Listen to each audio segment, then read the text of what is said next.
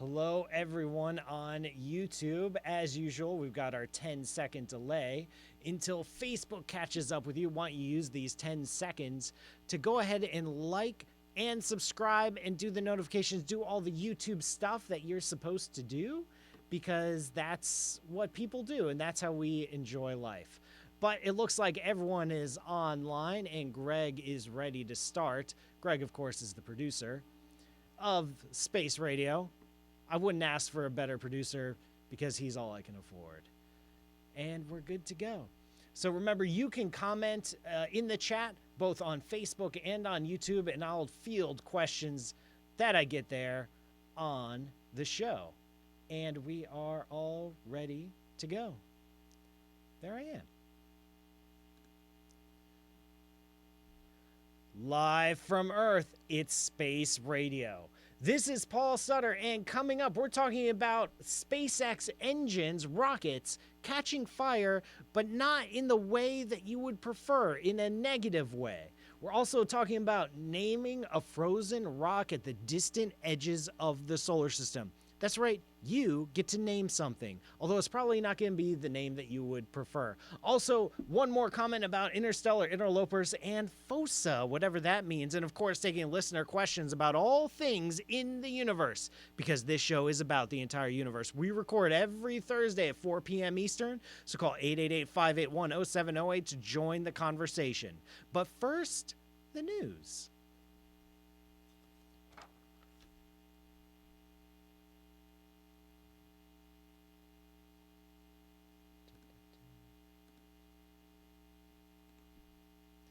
Hello, space fans. Welcome to Space Radio. I'm Paul Sutter, astrophysicist at Ohio State, chief scientist at COSI, and for the next half hour, your agent to the stars. We've got an exciting show for you today on Space Radio, where we talk about all things space, astronomy, astrophysics, rocketry, science, and just everything, all right? Because this show is about the entire universe. This show lives on listener questions. We record every Thursday at 4 p.m. Eastern here in Studio A of WCBE Radio Columbus, so call 888-581-0708. Light it up.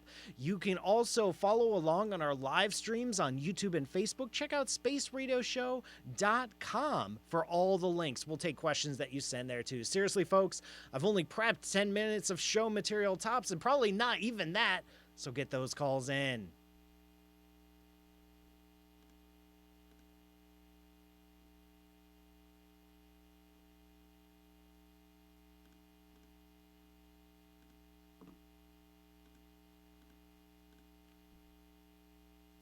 Before I start taking calls, I wanted to share some interesting bits of news I caught recently. And the first thing on my list today is SpaceX. You know SpaceX, the rocket company. They make rocket engines, they make rockets themselves, they send stuff up into space.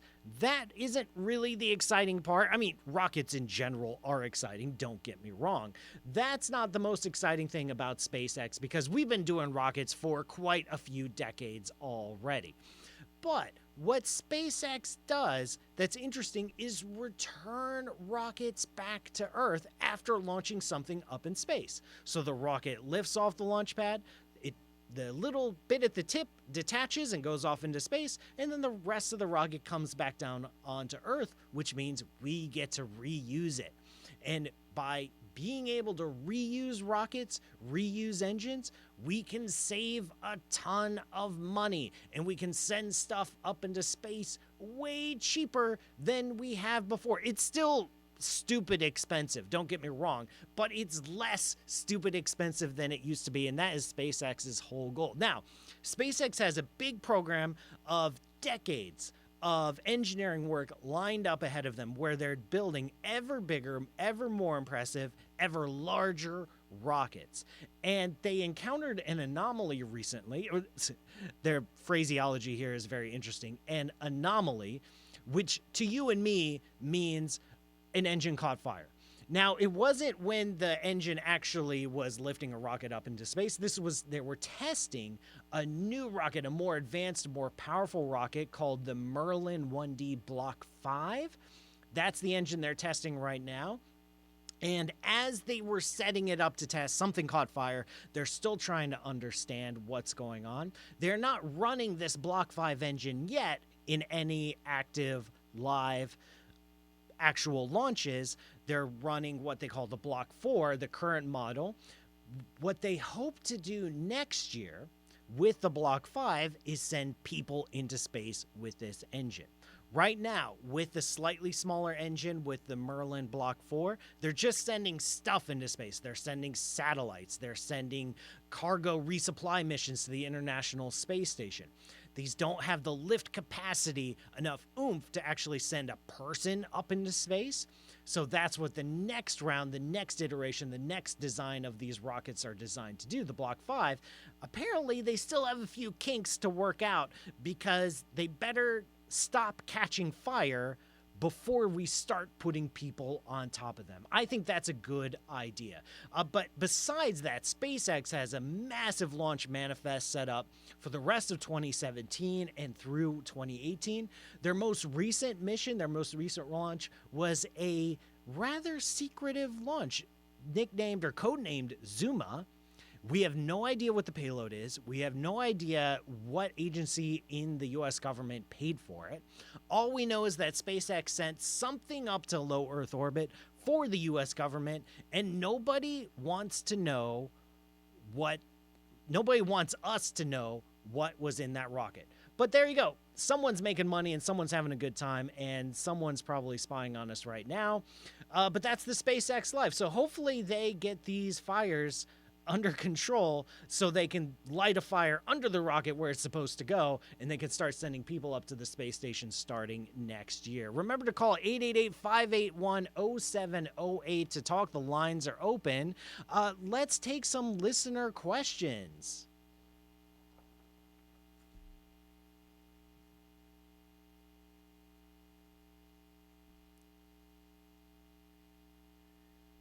On YouTube, we have some very fun and colorful comments coming on through YouTube. I noticed that Stephen Georgia says, I use this phrase, less stupid expensive. It sounds like one of their next landing barges. They have some very creative names for their rockets and for their landing barges. I think their landing barge, where the rockets return to Earth, land on the barge in the middle of the ocean, and the barge tows the rocket back to land, and then they polish it up and do a new launch. It's called, Of Course I Still Love You. That is the name of their barge.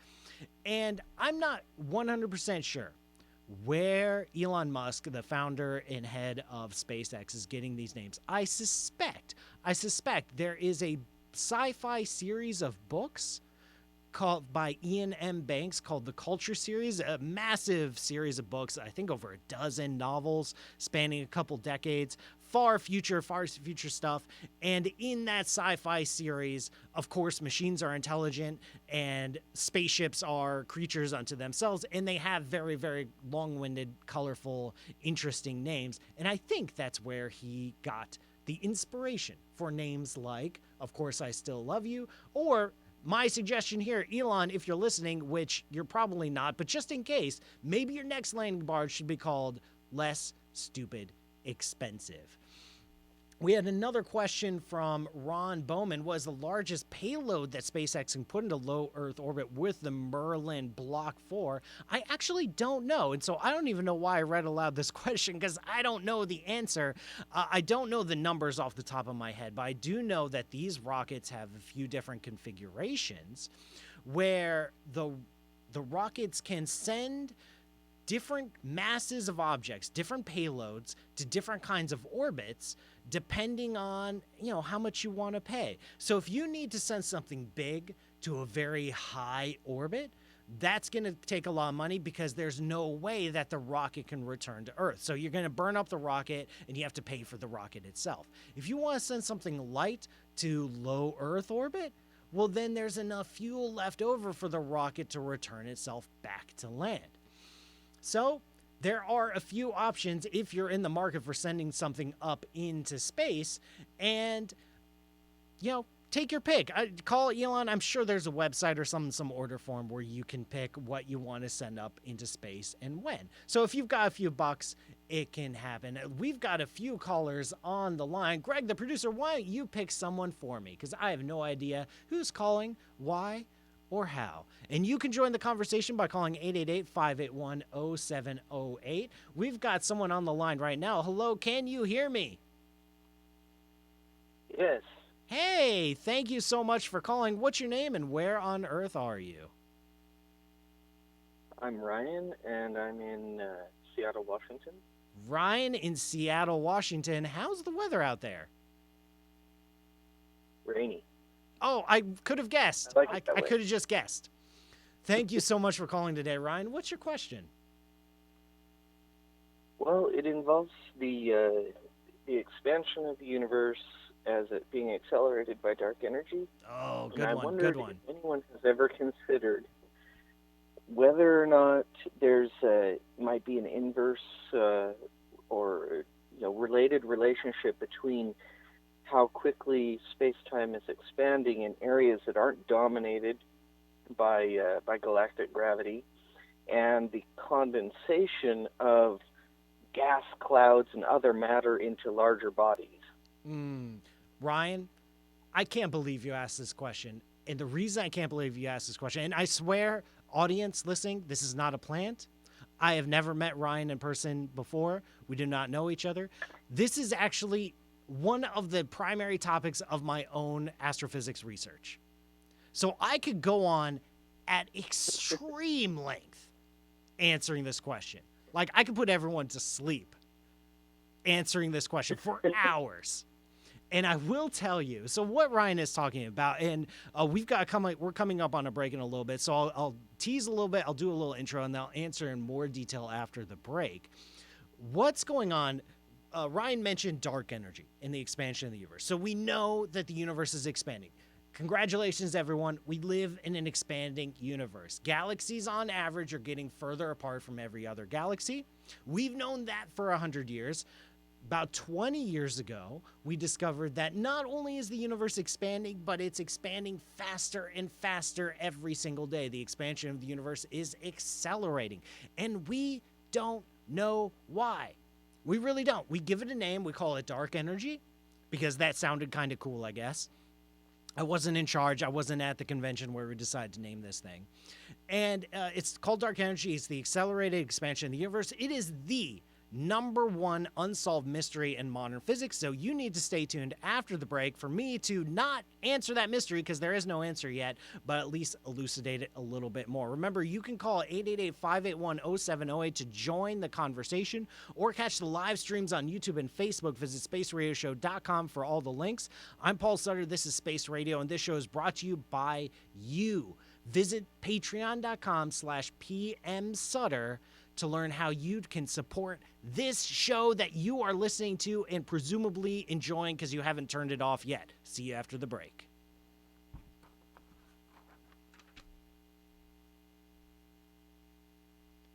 Welcome back, everyone. I'm Paul Sutter, and this is Space Radio. We've got Ryan on the line asking about big questions. Big questions here, the expansion of the universe and dark energy. Remember, you can join the conversation by calling 888-581-0708 or by following the live streams. Go to spaceradioshow.com for the links. Now, we've established that we live in an expanding universe. We've established that we live in an accelerated expanding universe. We give a name to this phenomenon called dark energy. Now, Ryan's question was, is this expansion happening all over the place, or are there special places where this expansion is happening? Because if you look around your room, I'm looking around the studio right now, I'm not seeing a lot of expansion here. All right, I look at the solar system, except the waistline. Yeah, but that's that. I don't think that's dark energy. I think that's the chocolate. I don't know. We'll settle that problem later. Now, I look around the solar system. Solar system's not expanding. The orbits out to the planets aren't getting further day by day. I look at the galaxy. Milky Way is not getting bigger. I look at our local cluster of galaxies. The cluster of galaxies aren't getting bigger. Where is the expansion of the universe happening? If you think of this expansion like a force, is just one way to think about it. It's a pressure that's trying to inflate the universe. Well, if you can counteract that pressure, then you won't expand. If two things are gravitationally attracted to each other, then they have a tendency to be pulled in towards each other, and they'll overwhelm that expansion, that accelerated expansion of the universe. They simply won't feel it. So you don't see dark energy in solar systems or galaxies or galaxy clusters. Where you do see the effects of dark energy are the regions of the universe that we call the cosmic voids. These are vast expanses of absolutely nothing. And yes, my research focuses on cosmic voids. I am one of the world's leading experts on literally nothing. And I say that I'm not trying to brag, but it came out as a brag. I'm one of the 5 people. Okay, there's 5 people in the world studying cosmic voids, so all 5 of us are the world's leading experts on cosmic voids. If you utter one sentence on voids, you're amongst the world's leading experts. So cosmic voids are essentially incredibly empty. And because they're empty, they're empty of matter, but they're full of dark energy. They're full of this thing that we don't understand that's causing the expansion of the universe to accelerate. So the voids are getting bigger. They're getting bigger with time. And that is where the expansion of the universe is really doing its work. That's where dark energy is really doing its thing in these vast empty regions that are far larger than galaxies, far larger than galaxy clusters. And over time, the voids get bigger. Our little isolated patch of the universe with our Milky Way and Andromeda and nearby clusters of galaxies, we're going to stay a tight little bunch. We're going to stay gravitationally bound to each other over the long haul, over the trillions of years of future cosmic history. But everything else is going to become void. Everything else is going to be pulled away from us. So I hope that answered your question, Ryan. Thank you so much for calling. We've got tons of questions, callers online. So let's pick someone else. Greg's got a smirk on his face. I'm worried. I'm worried when Greg, the producer, thinks he has a good idea. We've got a question here. I think it's Elliott. Elliott, how you doing? I'm good. How are you doing? Pretty good. I'm having a good time hosting a radio show. It's one of my favorite things to do here on WCBE 90.5 FM. Elliott, where on earth are you? I'm in Denver, Colorado. Denver, Colorado. Very cool. What's your question today, Elliott? We're up closer to the heavens than you are. Yes, in more ways than one. Yeah. I hope this question isn't too dumb. No, there are no dumb questions, just dumb people. Okay, well, I grew up thinking and being taught that gravity was a force that was pulling us down to the surface, and lately I read a couple of articles stating that they thought gravity was the weight of the universe pushing us down. Does that make any sense at all?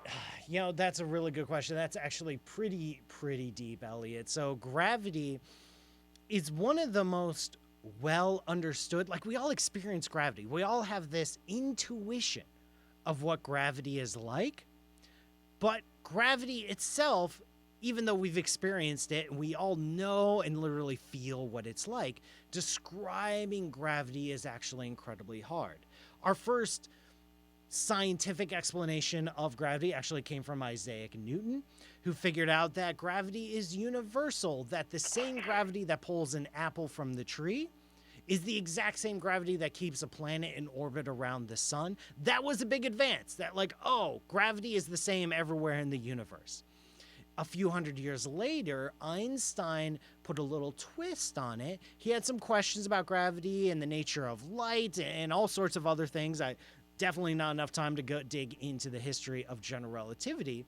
But in the view of general relativity, gravity isn't this invisible force, these invisible springs that tie everything together and pull them together. Instead, gravity is viewed as as deformations, as the bending and warping of the fabric of space-time itself. Space-time, of course, fills up the entire universe. It's the stage on which we act the play of our lives. And this stage isn't fixed. It bends and warps and flexes.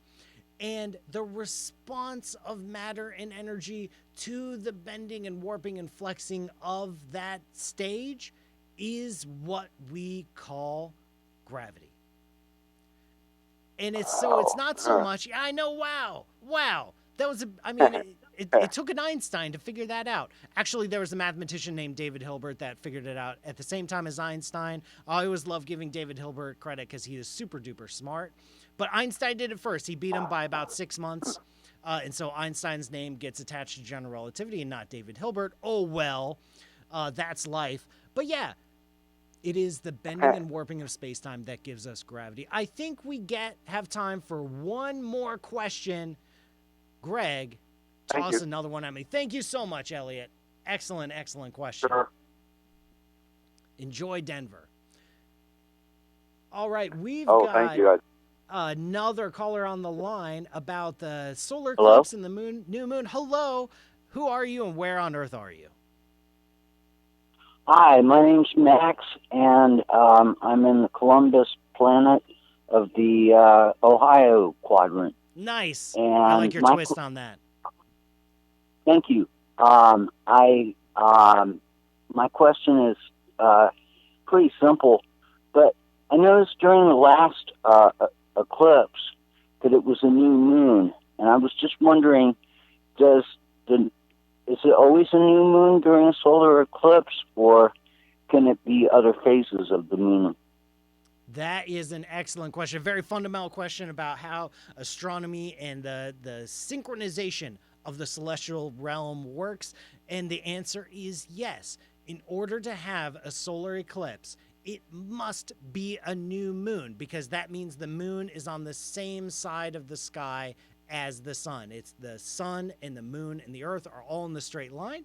That's a new moon, and then when it lines up perfectly, that's when you get a total solar eclipse. If you want a lunar eclipse, it's always going to be at the opposite time, which is a full moon. So it's not just a coincidence, it's how exactly it works. Thank you so much for all the amazing calls today and questions. And I see the chat is very lively. Sorry I couldn't get to all your questions there. But that's why we have a show next week, right? And every week until they cancel me, which is not going to be next week, right? No, not next week. We're good. At least 2 weeks. Dan Michalko, executive producer, said we have got at least 2 more weeks. We're almost out of time today on Space Radio. But before we go, it's time for the Blue Shift.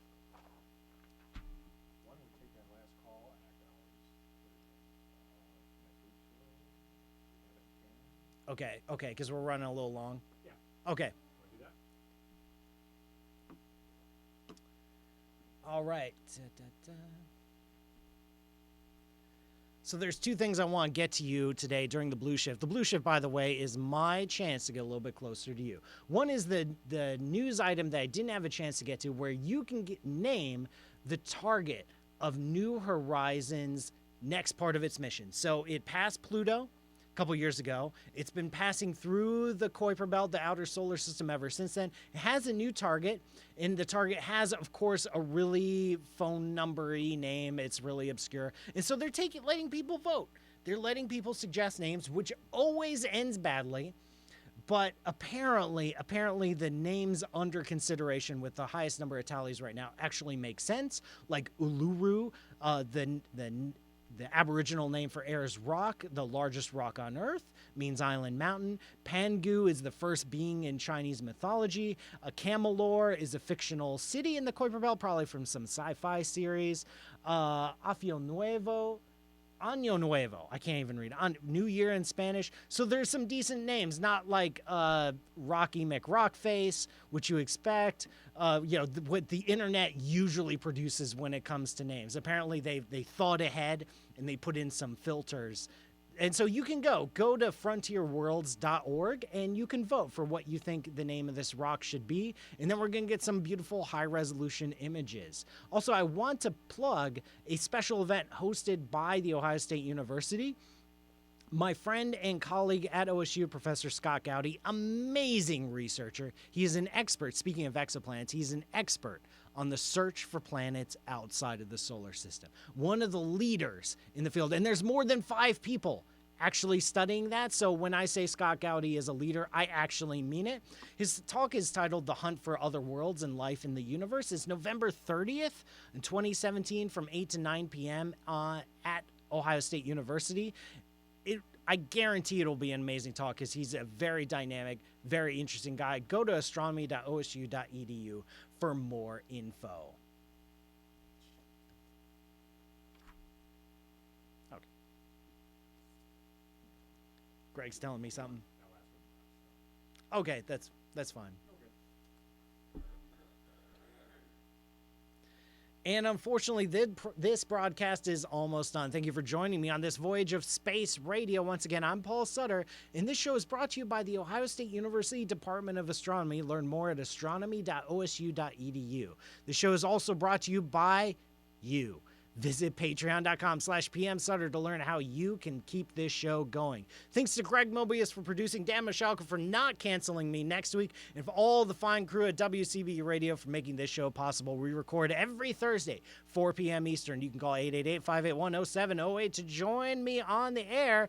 You can also catch the live streams on Facebook and YouTube. Go to spaceradioshow.com for all the links, episode archive, links to my social media. I'm at Paul Matt Sutter on Twitter and Facebook. And of course, thanks for all the amazing questions and for you Earthlings for listening. See you next week. End of transmission.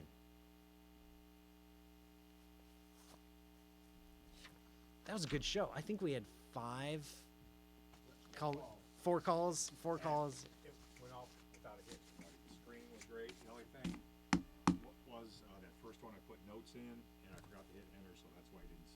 That's fine. People on... Oh, bye, people. Sorry. We ended the show, but I haven't closed the live streams. So you heard all the production stuff. So there's your behind-the-scenes stuff.